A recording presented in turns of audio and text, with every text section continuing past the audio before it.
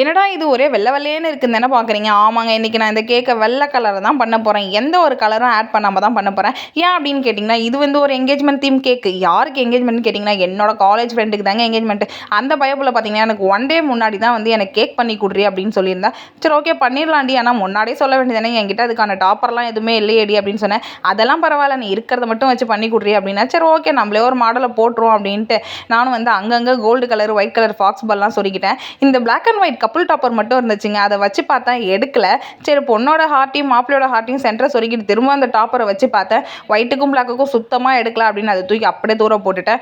இன்னமுமே கேக் மொட்டையாக இருக்கேன்ட்டு ஓரமாக பறந்துட்டு இந்த பட்டாம்பூச்சை தூக்கி அப்படியே சென்டரில் வந்து வச்சுட்டேங்க.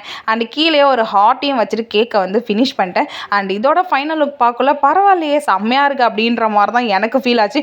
என்னோட ஃப்ரெண்டுமே வந்து சூப்பராக இருக்குது அப்படின்னு சொல்லியிருந்தா. உங்களுக்குமே இந்த கேக் பிடிச்சிருக்கா அப்படின்னு கமெண்ட் பண்ணிட்டு லைக்கை தட்டி விட்டு போங்க. பாய்.